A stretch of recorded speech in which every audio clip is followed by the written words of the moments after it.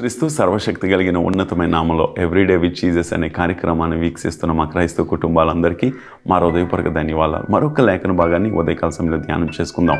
క్రైస్తవులుగా మనం ఒకరినొకరు ప్రోత్సహించాలి.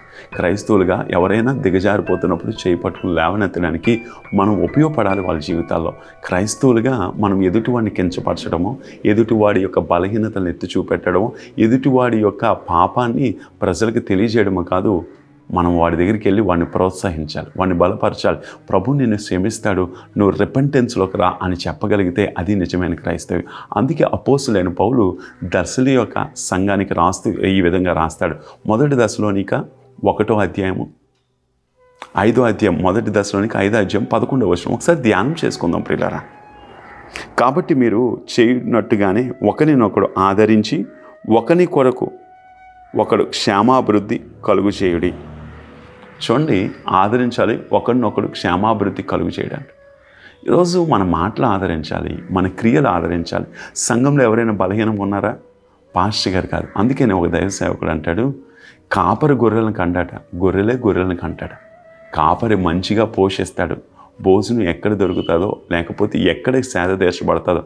అందుకని దావీదు రాసిన కీర్తనలు 23లో అంటాడు, నా ప్రాణమును సేదతీర్చువాడే యెహోవా నా కాపరి, నాకు లేమి కలదు. పచ్చిక గల చోట్ల ఆయన నన్ను పరుంగా చేయుచున్నాడు, శాంతికరమైన జలముల యొద్ద నన్ను నడిపించున్నాడు.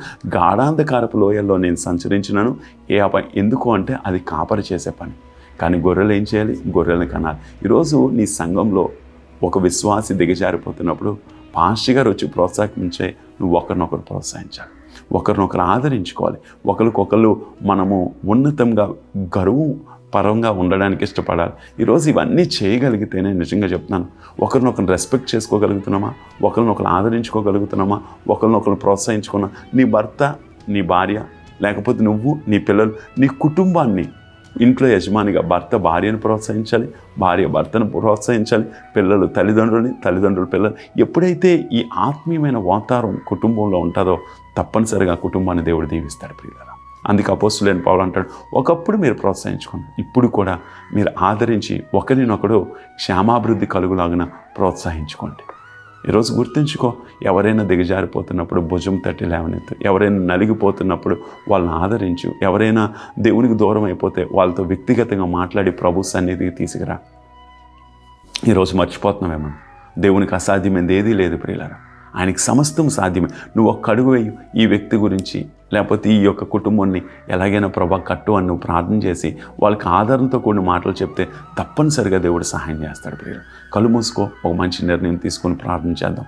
మా తండ్రి, మా ప్రభా, ఈ కార్యక్రమాన్ని చూస్తున్న కుటుంబాలను దీవించు, వాళ్ళకి నెమ్మదిని దయచేయి ప్రభావం. కుటుంబాల్లో ఒకరినొకరు కించపరచుకోకూడదు, ఒకరినొకరు దిగజారే మాటలు మాట్లాడకూడదు, ఒకరిని ఒకరు హేళన చేసుకునే మాటలు ఉండకూడదు. కుటుంబాల్లో పిల్లలు తల్లిదండ్రులు పిల్లల్ని, భర్త భార్యని, భార్య భర్తని అందరూ ప్రోత్సహించుకొని ఆదరించుకునే మాటలు యేసు నామములో ప్రతి కుటుంబంలో ఈ కార్యక్రమం చూస్తున్న ప్రతి వ్యక్తి జీవితంలో జరుగును గాక నప్పుకుంటున్నాం. నీకే మహిమ ఘనత ప్రభావాలు చెల్లించుకుంటూ యేసుక్రీస్తు సర్వశక్తి కలిగిన నామములో అడిగి వేడుకొంచున్నాము తండ్రి, ఆమేన్.